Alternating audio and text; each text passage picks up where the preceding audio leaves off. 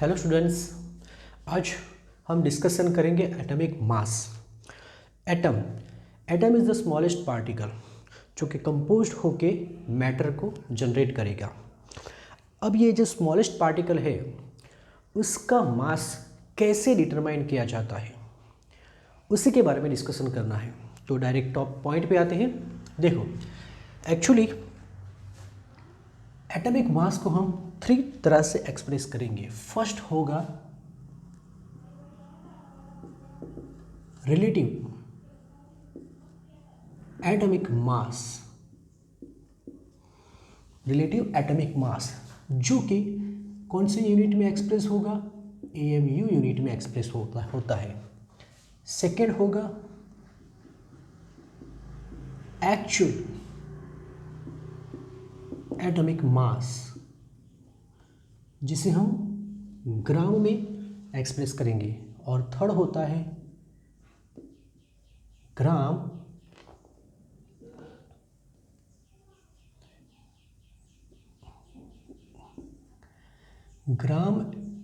Atomic mass, ग्राम atomic मास जिसे हम actually ग्राम पर मोल यूनिट है उसका। ठीक है, तो फर्स्ट यहाँ से चालू करेंगे हम रिलेटिव एटॉमिक मास से।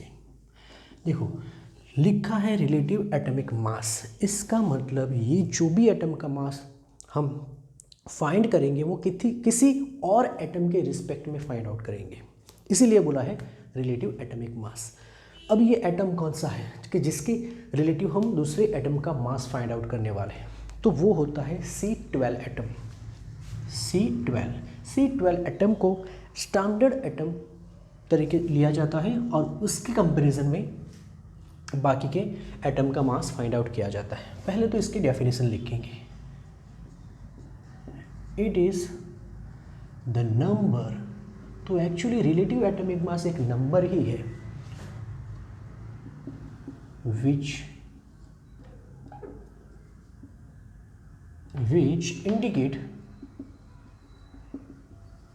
indicates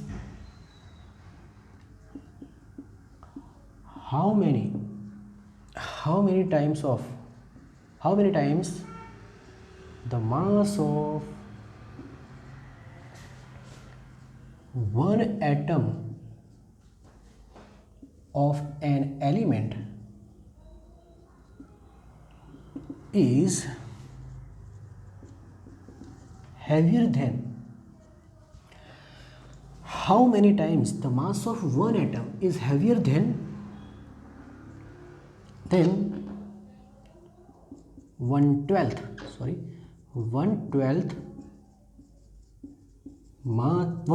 part of mass of one atom of C12। ठीक है, तो देखो क्या लिखा है कि रिलेटिव एटॉमिक मास एक्चुअली क्या इंडिकेट करेगा, एक नंबर है जो इंडिकेट करेगा कि how many times the mass of one atom of element is heavier than 1/12 part of mass of one carbon atom. तो इसका मतलब ये हो गया कि फर्स्ट हमें कार्बन एटम का मास फाइंड आउट करना है। तो देखो, mass of one C12 atom actually होता है 1.99267 × 10⁻⁻23 ग्राम। ठीक है, एक एटम का मास हो गया। अब हमें 1/12 पार्ट चाहिए, तो 1/12 पार्ट मास ऑफ C12 कितना हो जाएगा, तो इसको 12 से डिवाइड कर दो। अगर आप 12 से डिवाइड करोगे तो वैल्यू मिलेगी 1.66056 × 10⁻⁻24 ग्राम। ध्यान से देखना, बराबर 10⁻³ है, 23 है, -24 कर दिया पॉइंट। अब ये जो भी मास मिलेगा, ये 1/12 part of mass of 1 carbon atom, इसी को बोलेंगे AMU। तो एक्चुअली ये वैल्यू को ही बोलेंगे 1 AMU। तो 1 AMU is equal to 1.66056 into 10⁻⁻24 gram होता है। तो AMU क्या है, अब बताओ व्हाट इज AMU। ये नंबर क्या है, 1/12 पार्ट मास ऑफ C12। तो AMU की डेफिनेशन क्या हो जाएगी, AMU एक्चुअली नंबर है, एक क्वांटिटी है, the quantity 1/12 mass of 1 C12 atom is known as AMU। AMU means atomic mass unit।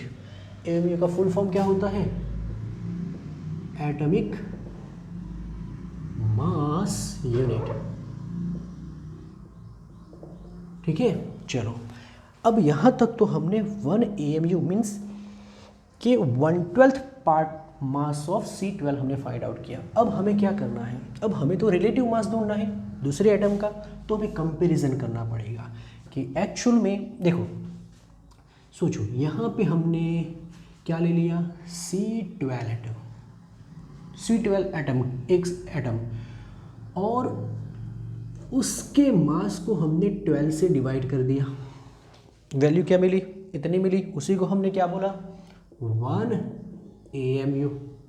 अब ये जो भी मास है उसके साथ हमें दूसरे एटम का मास कंपेयर करना है। जैसे मुझे ऑक्सीजन का कंपेयर करना हो तो मुझे ये ढूंढना होगा कि ऑक्सीजन के 1 एटम का मास ये 1 AMU से कितना टाइम्स ज़्यादा है, मतलब हैवियर है। अगर मुझे नाइट्रोजन का ढूंढना है तो मुझे क्या करना पड़ेगा, ये नाइट्रोजन के एटम का मास किसके साथ कंपेयर करना पड़ेगा, 1/12 mass of C12 that is 1 AMU कि उससे कितना हैवियर है। बात समझ में आई, ओके। तो देखो हाइड्रोजन के बारे में बात करेंगे। मास ऑफ हाइड्रोजन एटम, अगर ग्राम में वो मास लिखा जाए तो वो होता है 1.6736 इंटू 10⁻⁻24 ग्राम। ठीक है, ग्राम में, ये ग्राम में लिखा। अब उसको हम AMU में बनाएंगे, AMU में लिखेंगे तो मास ऑफ हाइड्रोजन एटम, तो इसे क्या करना पड़ेगा, देखो कैसे हम इसको AMU में कन्वर्ट करेंगे। देखो 1.66056 into 10⁻⁻24 gram is equal to 1 AMU होता है। तो ये रिलेशन है ग्राम to AMU।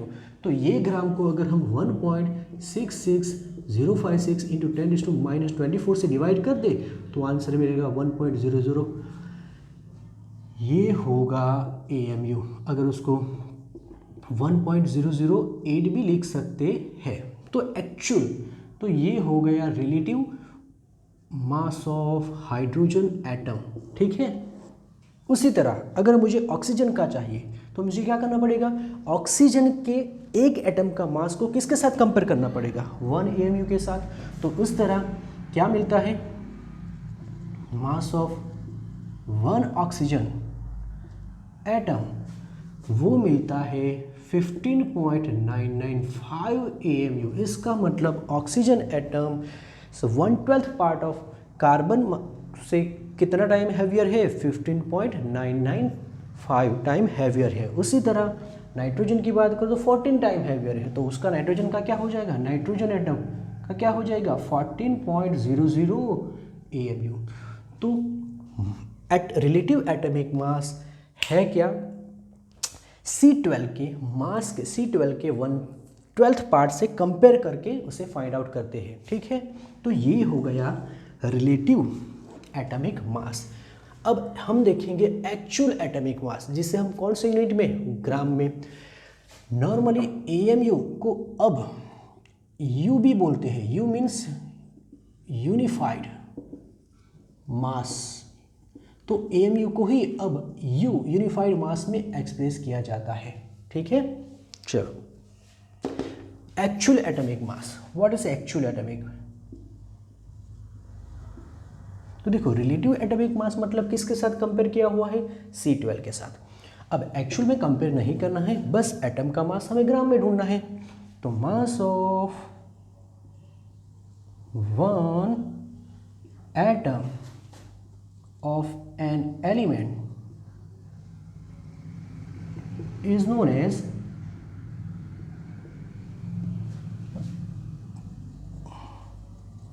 actual atomic mass। जैसे कि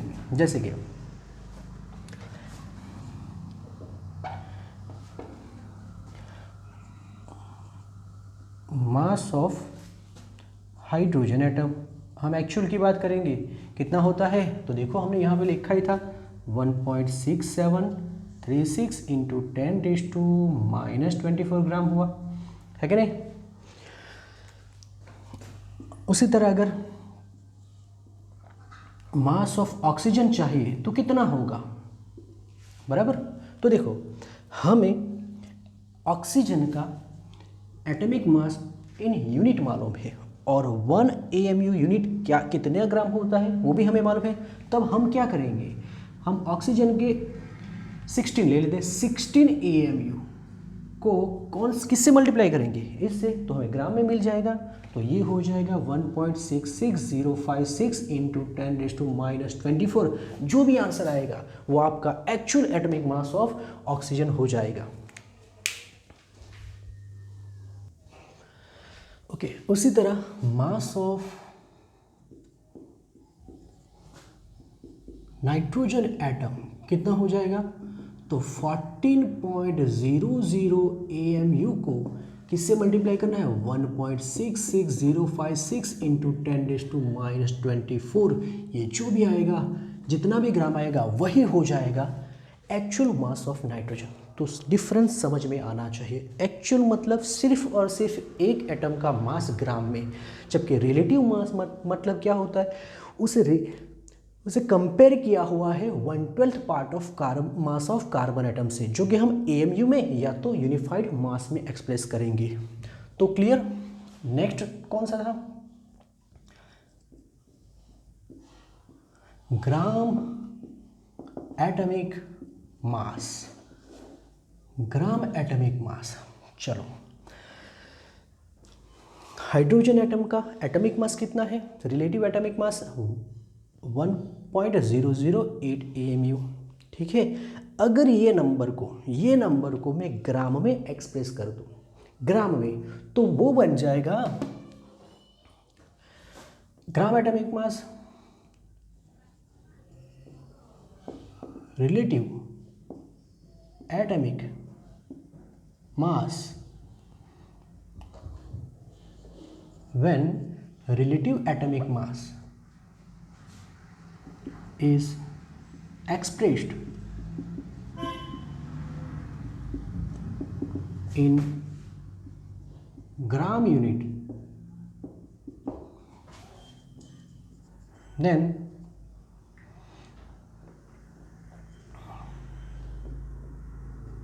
it becomes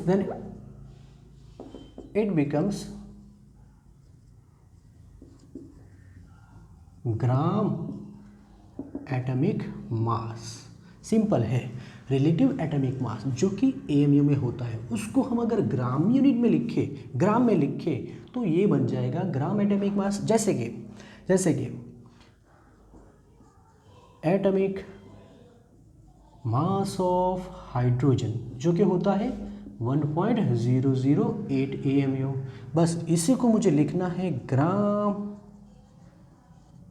atomic mass of hydrogen, तो वो हो जाएगा 1.008 ग्राम। समझो, ठीक है। बाद में उसे ग्राम पर मोल कैसे लिखेंगे वो भी बताता हूँ। एक्चुअली यूनिट उसे ग्राम पर मोल है, क्यों वो भी बताता हूँ। ठीक है, उसी तरह एक ये एग्जाम्पल हो गया। सेकेंड ले लो, एटॉमिक मास ऑफ ऑक्सीजन कितना है, नॉर्मली 16 या तो 15.995 AMU लिखेंगे। तो उसी को मुझे अगर ग्राम में लिखना है, ग्राम एटॉमिक मास में लिखना है ऑक्सीजन, तो वो हो जाएगा 15.995 ग्राम पर मोल। अब ये ग्राम पर मोल क्यों लिखा है, ठीक है, तो देखो ये सबसे most important,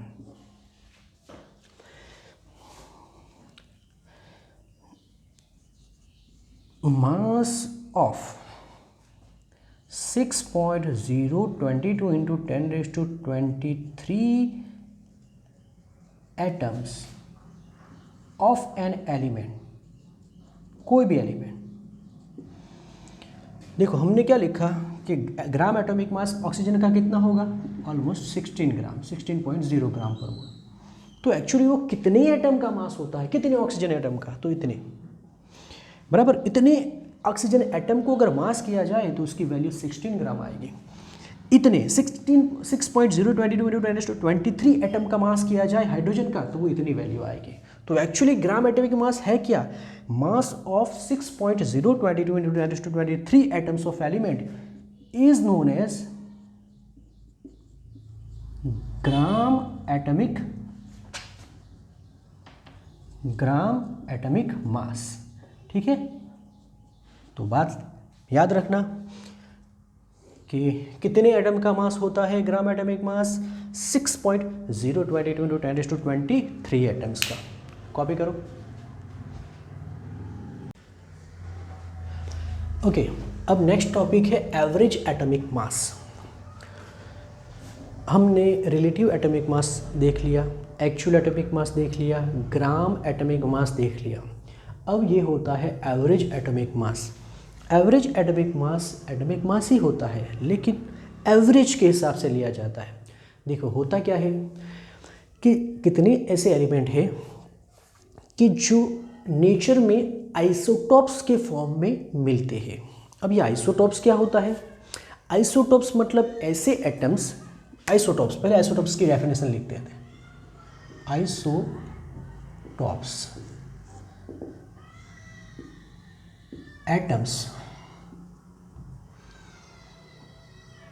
atoms which have same atomic number but different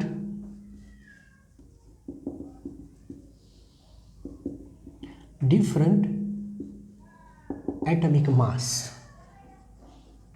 मतलब क्या, एटॉमिक नंबर जिसका सेम हो लेकिन एटॉमिक मास अलग अलग हो तो उसे आइसोटॉप्स बोलेंगे। एक एग्जांपल ले लेते हैं। नॉर्मली हाइड्रोजन के 3 आइसोटॉप्स हैं, H1 1H1 2H1 and 3H1। Actually ऐसा नहीं बोलेंगे, H1 H2 H3, ये नीचे जो भी होते हैं नंबर ये होता है एटॉमिक नंबर, बराबर, जो कि सबका 111 सेम है। जबकि ऊपर जो नंबर होते हैं वो होता है एटॉमिक मास, ठीक है। तो इस तरह से, तो ऐसे एलिमेंट है तो हाइड्रोजन के ही लेकिन सबका मास अलग अलग है, तो फिर उसका एटॉमिक मास कैसे लिया जाए, तो एवरेज एटॉमिक मास के हिसाब से, ठीक है। नॉर्मली ये तीनों की अबाउंडेंस भी अलग अलग होती है, परसेंटेज अबाउंडेंस भी नेचर में अलग अलग होती है, तो उसके हिसाब से लिया जाता है। देखो एक फॉर्मूला है सिंपल, एवरेज एटॉमिक मास का फॉर्मूला क्या है, ऐसे लिखते हैं, एवरेज एटॉमिक मास। देखो फॉर्मूला सिंपल है, x1 m1 plus x2 m2 plus जितने भी हो 2 हो तो 2, 3 हो तो 3, मतलब कि dot dot dot divided by 100। अब ये व्हाट इज x1 क्या होता है, x1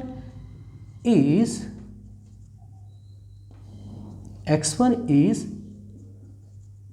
percentage abundance of atom having mass m1 x1 percentage abundance है और m1 उसी का मास है। उसी तरह what is x2? x2 is percentage abundance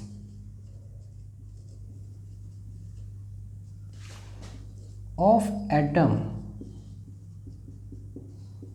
having mass m2। ठीक है, तो ये फॉर्मूला से कैलकुलेट करेंगे हम एवरेज एटॉमिक मास। चलो देखो एक एग्जांपल है, chlorine element have two isotopes Cl34.98 and Cl36.98। बताओ ये क्या होता है? ऊपर जो लिखा होता है क्या होता है? Atomic mass. तो दोनों आइसोटॉप्स के एटॉमिक मास डिफरेंट डिफरेंट है। ठीक है, and their abundance are 75.4% and 24.6% respectively. मतलब इसका अबाउंडेंस इतना परसेंटेज है और इसका इतना है। ठीक है, तो यहाँ पे m1 क्या हो गया? सोचो, m1 हो गया 34.98, तो उसी के हिसाब से x1 इसका अबाउंडेंस होता है और वो होता है 75 ठीक है। उसी तरह m2 क्या हो गया? m2 हो गया 36.98, तो इसके हिसाब से x2 अबाउंडेंस परसेंटेज कितना हो गया? 24.6। अब हमें ढूंढना है average atomic mass. Average atomic मास, चलो फॉर्मूला क्या था? x1m1 प्लस x2m2, यहाँ पे दो ही आइसोटॉप से मतलब 2 टाइम्स ही लिखेंगे, डिवाइडेड बाय 100। चलो वैल्यू रखेंगे। x1 क्या है देखो 75.4 और m1 क्या आया 34.98 AMU। उसी तरह x2 क्या है 24.6 और मास कितना है 36.98 डिवाइडेड बाय 100। आप कैलकुलेट करोगे तो ये वैल्यू लगभग 2637.49 और ये वैल्यू 909.7 के आसपास होगी। कैलकुलेट करके देखना है, डिवाइडेड बाय 100। ये दोनों को ऐड करो और डिवाइड करो, आपकी वैल्यू 35.47 AMU आएगा। और उसी लिए इसका अप्रोक्स एवरेज एटॉमिक मास हम लेते हैं कितना? क्लोरीन का याद करो, क्लोरीन एटम का 35.5 AMU। तो इस तरह से हम average atomic mass find out करेंगे। एक दूसरा क्वेश्चन है देखो, boron element have 2 isotopes with mass of 10 AMU and 11 AMU। मतलब कि एक का मास है 10 AMU और दूसरे का कितना है 11 AMU। What are the percentage abundance of 2 isotopes? तो हमें क्या ढूंढना है? परसेंटेज अबाउंडेंस मतलब x1 ढूंढना है और हमें क्या ढूंढना है? x2 ढूंढना है। आपको एवरेज एटॉमिक मास दे दिया है, तो एवरेज एटॉमिक मास कितना दिया हुआ है 10.8 AMU। चलो एक काम करते हैं, हमें परसेंटेज अबाउंडेंस ढूंढना है तो हम एज्यूम कर लेते हैं कि x1 मतलब m1 का जो परसेंटेज अबाउंडेंस है वो हम एज्यूम करेंगे x। ठीक है, कितने भी आइसोटॉप्स हो परसेंटेज अबाउंडेंस टोटल कितने होते हैं 100। तो अगर मुझे एक का मालूम हो तो दूसरा कितना होगा 100 माइनस x होगा कि नहीं? ठीक है, बस तो फॉर्मूला लगाओ, एवरेज एटॉमिक मास क्या फॉर्मूला था? m1x1 plus m2x2 divided by 100। चलो ये तो वैल्यू आपके पास है कितनी 10.8। यहाँ पे m1 भी आपके पास है 10 और x1 कितना है x, जबकि m2 कितना है 11। लेकिन ये हो गया 100 माइनस x डिवाइडेड बाय 100।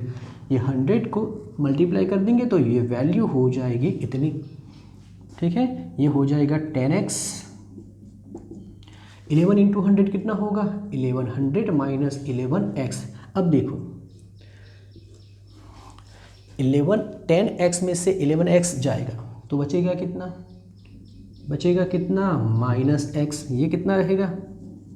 अब एक काम करते हैं, माइनस x को ये साइड पे लाएंगे और इसको ये साइड पे ले जाएंगे, तो x is equal to 1100 minus 1080 हो जाएगा। तो x हमें कितना मिल जाएगा 20%।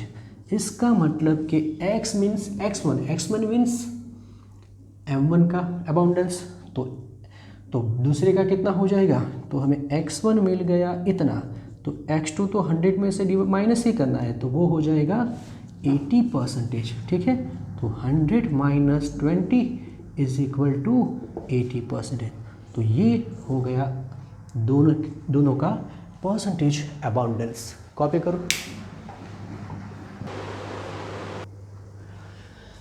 ओके, नेक्स्ट है मॉलिक्यूलर मास। मॉलिक्यूलर मास को भी हम टू टाइप से लेंगे, एक AMU में और दूसरा ग्राम पर मोल। ठीक है, तो देखो क्या होता है मॉलिक्यूल किससे बनता है, एटम से।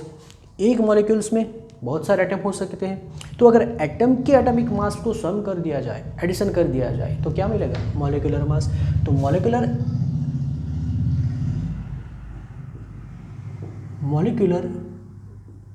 मास of substance is the sum of atomic mass of element present in one molecules।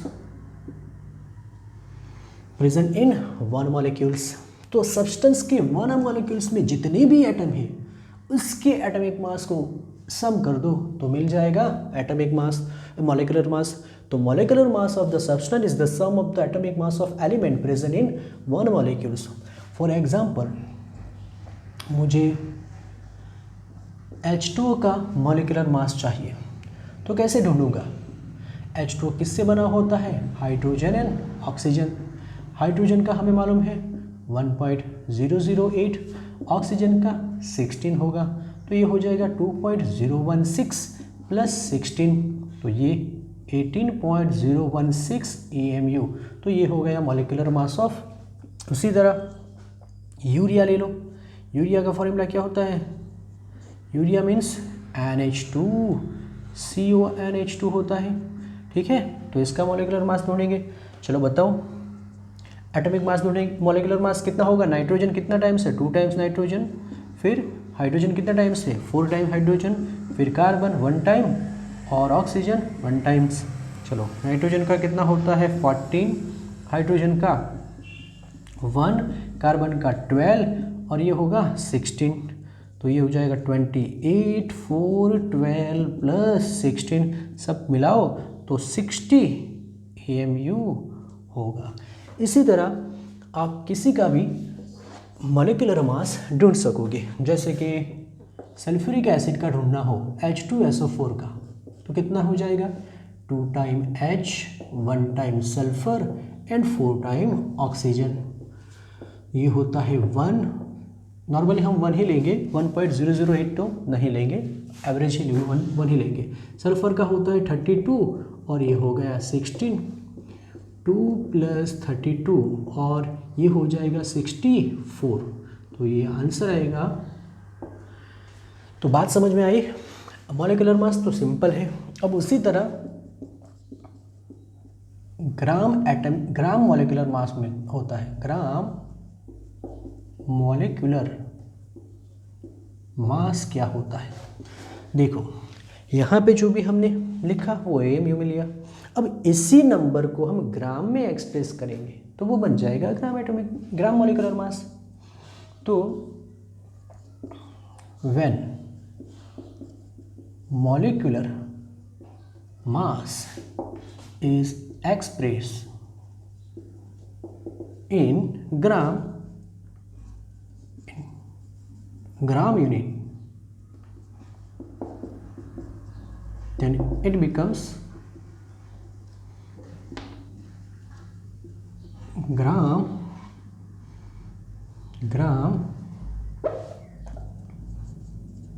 Molecular mass. ठीक है, देखो फिर से H2O का कितना हो जाएगा, H2O का बताओ, H2O का कितना हो गया, AMU में इतना है तो ग्राम में कितना हो जाएगा 18.016 ग्राम पर मोल। सल्फ्यूरिक एसिड का कितना हो जाएगा 98.0 ग्राम पर मोल। यूरिया का कितना हो जाएगा तो 60 ग्राम पर मोल। बात समझ में आई। और फिर वही कि ये ग्राम पर मोल क्यों लिखा है, तो अभी हमने बताया कि